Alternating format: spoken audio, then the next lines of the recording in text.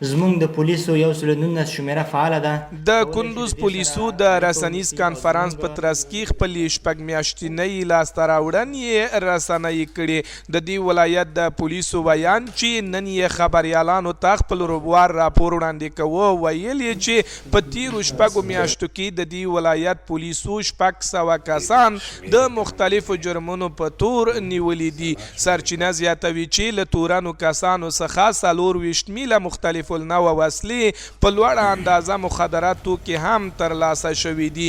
د پولیسو مسؤلین وایي د مجرمینو په نیولو سره دمګړۍ په کندوز ولایت کې د جنایي جرمونو کچه راټیټه شوې ده او هیڅ چاته به د امنیت ګډوډېدو اجازه ورنه کړي. تیرو 6 میاشتو کې د کندوز ولایت امنیه قومنداني کشفي او استخباراتي امنیتي ځواکونو 680 تنه مظنونین د ښار په مختلفو سیمو کې نیولي.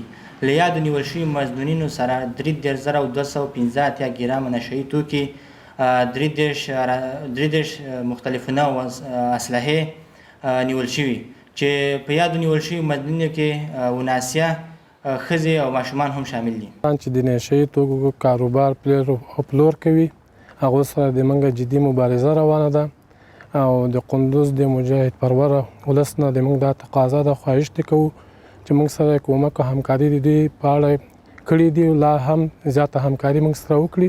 په ورته مهال د کندوز اوسیدونکي د ولسونو د خوندیتوب په برخه کې د اسلامي امارت د مجاهدینو هڅې ستایي. وایي چې په دې ولایت کې د مخدرات توکو پیر او پلور مخه نیول شوې او امن تأمین دی. له چارواکو غواړي چې مجرمینو ته د قانوني سزا ورکړي شي.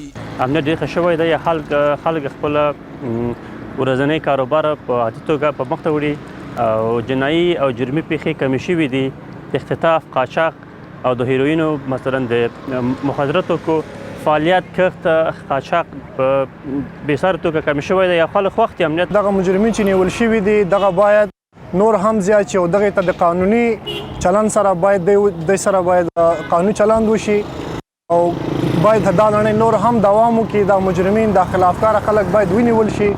دولت باید عام خلکو ته باید دغسې سهولت وړاندې کړي چې دا خلک ارامه ژوند وکړي.